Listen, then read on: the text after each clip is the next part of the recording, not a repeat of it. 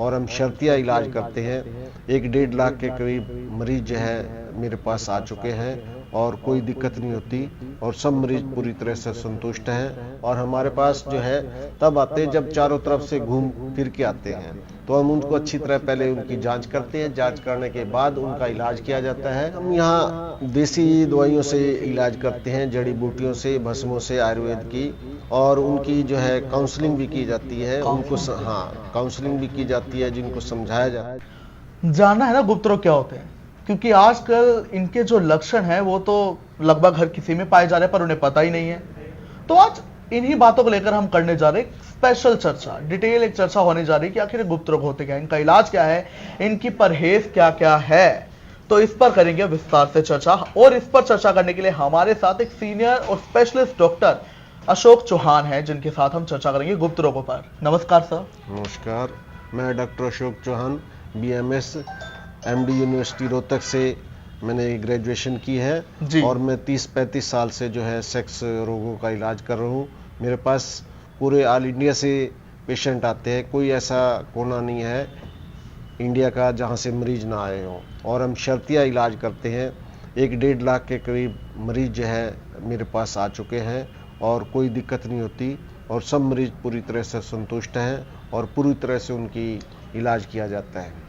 जी अशोक चौहान, आपने कहा कि आपको 30 से 35 साल का एक्सपीरियंस है, दैट इज मतलब हम किसी भी लाइन में अगर होते हैं 5-10 साल का एक्सपीरियंस ही बहुत अच्छा होता है, लेकिन आपका तो इतने साल का, यानी आपने ये भी जानकारी दी कि आपने 1.5 लाख तक मरीजों को अब तक आपके पास आए हैं और उन्हें ठीक किया है। हाँ, तो इस दौरान क्या कुछ कैसे कैसे मरीज आपके पास आए गुप्त रोगों से जुड़े? हमारे पास मरीज आते हैं शादी से पहले, मरीज आते हैं शादी होने से पहले, और शादी के बाद वाले भी मरीज आते हैं। तो दोनों तरह की जो पेशेंट है उनमें अलग अलग समस्या पाई जाती है। और ज़्यादातर पेशेंट डिप्रेशन की वजह से, शर्माने की वजह से नहीं आ पाते और मरीज जो है अपनी बीमारी को लंबा कर लेते हैं। और हमारे पास जो है तब आते हैं जब चारों तरफ से घूम फिर के आते हैं, तो हम उनको अच्छी तरह पहले उनकी जांच करते हैं। जांच करने के बाद उनका इलाज किया जाता है और आयुर्वेदिक भस्मों और जड़ी बूटियों द्वारा इलाज किया जाता है और पूरी किसी चीज़ की कोई कमी नहीं छोड़ी जाती। तो डॉक्टर अशोक चौहान, गुप्त रोग होते क्या हैं? ये सेक्सुअल प्रॉब्लम होती है जिसमें शीघ्र पतन, टाइमिंग की कमी हो जाना, तनाव का ना आना, स्वपन दोष और लिंग का ढीलापन, छोटापन, शुक्राणु की कमी, ये सारे जो है ये सेक्स की प्रॉब्लम होती हैं और जिनका जो है हम यहाँ पे पूरी गारंटी से पूरा शर्तिया इलाज करते हैं। तो इनके लक्षण क्या क्या होते हैं और ये कहाँ से उपज होनी शुरू हो जाती है? इन गुप्त रोगों क्या दिक्कतें आती हैं? ये शुरू से तब होती है जब बचपन होता है पेशेंट का, तो बचपन में गलती के कारण, हस्तमैथुन के कारण इसकी शुरुआत होती है, जो धीरे धीरे फिर लंबी बीमारी का रूप धारण कर लेती है और मरीज जो है डिप्रेशन में चला जाता है। जब वो शादी का नाम सुनते हैं तो उसमें घबराहट पैदा होना शुरू हो जाती है। घबराहट की वजह से फिर वो इधर उधर दौड़ता है। जब वो चारों तरफ से थक जाता है तब हमारे पास आता है, हम उनका इलाज करते हैं। और ये जो है जब आता है हमारे पास तो वो चारों तरफ से निराश हो चुका होता है, तो हम उनकी जांच करते हैं। जांच के बाद ही उसका इलाज शुरू किया जाता है। तो आपने बचपन की गलतियों की बात की और साथ ही आपने ये भी कहा मास्टरबेशन, जैसे कि हिंदी में हस्तमैथुन कहते हैं, जो कि हर युवा करता ही है, बहुत बेसिक है। तो ये कैसे भारी पड़ जाती है? ये हर बात उसके दिमाग में, ये हस्तमैथुन की बात इसके दिमाग में बैठ जाती है कि मेरे नसें कमज़ोर हो गई हैं, मैं ये सेक्स नहीं कर पाऊंगा।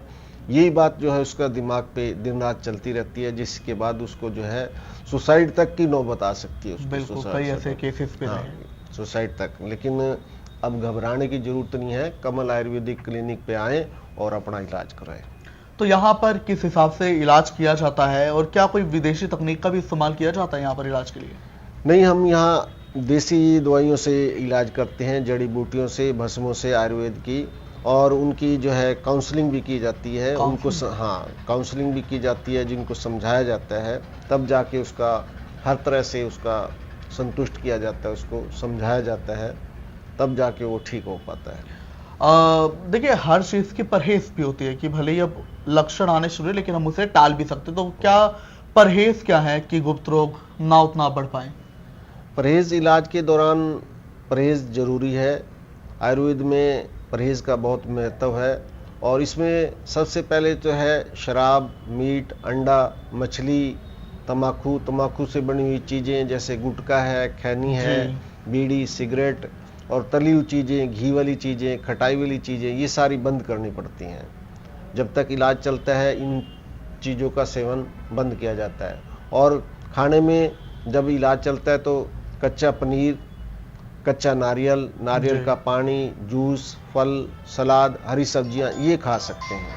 इनका जो है सेवन ज़्यादा से ज़्यादा करना चाहिए ताकि उसके शरीर में और ताकत आए और जिससे अपना सेक्स जो है संतुष्ट पार्टनर को संतुष्ट कर सके। बहुत बहुत शुक्रिया डॉक्टर अशोक चौहान जी। धन्यवाद। तो देखिए, अशोक चौहान जो कि गुप्त रोगी के स्पेशलिस्ट हैं, 35 साल से ज्यादा उनका एक्सपीरियंस है, 1.5 लाख से ज्यादा मरीजों को वो अब तक ट्रीट कर चुके, ठीक कर चुके हैं। तो हमने डिटेल में उनसे चर्चा की, लक्षण आपको बता दिए, परहेज आपको बता दी गई है, तो आपको समय नहीं बर्बाद करना है। गुप्त रोग की शिकार है तो कमल आयुर्वेदिक क्लिनिक पर आएं और अपना इलाज कराएं ना शुल्क।